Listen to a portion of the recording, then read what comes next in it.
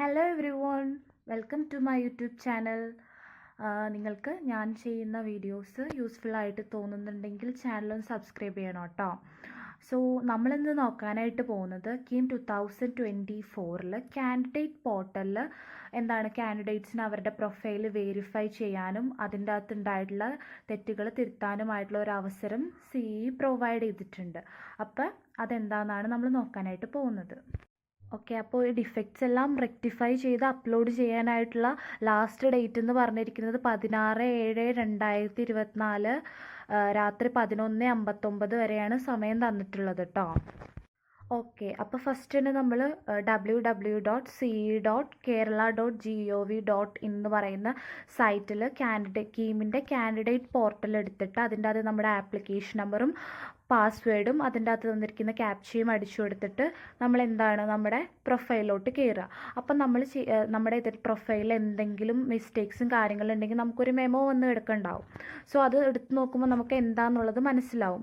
നേറ്റിവിറ്റിയുടെ കേസിലാണെന്നുണ്ടെങ്കിൽ പിന്നെ അത് അപ്ലോഡ് ചെയ്യാനായിട്ട് നമ്മൾ ആദ്യം അപ്ലോഡ് ചെയ്ത സർട്ടിഫിക്കറ്റ് ആയിരിക്കരുത് അപ്ലോഡ് ചെയ്യേണ്ടത്. നമ്മുടെ SLCയുടെ ഒക്കെ സർട്ടിഫിക്കറ്റ് അപ്ലോഡ് ചെയ്താൽ മതി. അതിൻ്റെ അകത്ത് നമ്മുടെ നേറ്റിവിറ്റി ഇന്ത്യൻ ആണ് എന്താണെന്നുള്ളത് കറക്റ്റായിട്ട് കൊടുത്തിട്ടുണ്ട്. അതേസമയം ഇപ്പം OBC NCLൻ്റെ കേസാണെന്നുണ്ടെങ്കിൽ അതിൻ്റെ അകത്ത്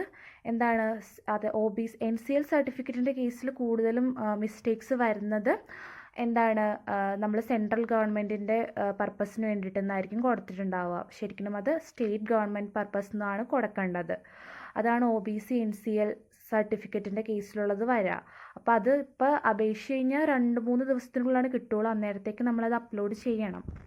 ഇപ്പം സിഗ്നേച്ചറും ഫോട്ടോയിലൊക്കെ മിസ്റ്റേക്ക് എന്ന് പറയുന്നെങ്കിൽ നമ്മൾ നേരത്തെ അപ്ലോഡ് ചെയ്തത് വീണ്ടും അപ്ലോഡ് ചെയ്തത് അതിലെന്തെങ്കിലും മിസ്റ്റേക്ക് ഉള്ളത് കൊണ്ടാണല്ലോ അത് പറ്റില്ല എന്ന് പറഞ്ഞത്. സോ നമ്മളത് പുതിയത് വേറെ അപ്ലോഡ് ചെയ്യണം കേട്ടോ.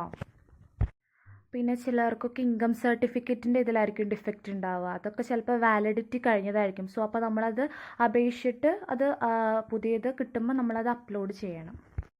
പിന്നെ പറഞ്ഞിട്ടുള്ളത് എഞ്ചിനീയറിംഗ് എൻട്രൻസ് എക്സാം ക്വാളിഫൈ ആയവരും അതേപോലെ തന്നെ പറഞ്ഞിരിക്കുന്ന സമയത്തിൽ +2 മാർക്ക് അപ്ലോഡ് ചെയ്തിട്ടുള്ളവരും എഞ്ചിനീയറിംഗ് റാങ്ക് ലിസ്റ്റിലുണ്ടാവും. അതേപോലെ തന്നെ ഫാർമസിക്ക് ക്വാളിഫൈ ആയവർ ഫാർമസി റാങ്ക് ലിസ്റ്റിലും ഉണ്ടാവും. പിന്നെ പറഞ്ഞിട്ടുള്ളത് NRI കാറ്റഗറിയിൽ കയറിയിട്ടുള്ളവർക്ക് ഈ തെറ്റുകൾ തിരുത്താനായിട്ടുള്ള അവസരം കാൻഡിഡേറ്റ് പോർട്ടലിൽ പിന്നീട് CE അവൈലബിൾ ആക്കുന്നതാണ്. സോ ഇത്രയൊക്കെയാണ് ഇതിൽ പറയാനുള്ളത്. ഇതിൻ്റെ അകത്ത് എന്തെങ്കിലും ഡൗട്ട് ഉണ്ടെങ്കിൽ ചോദിക്കാം. So okay, thank you.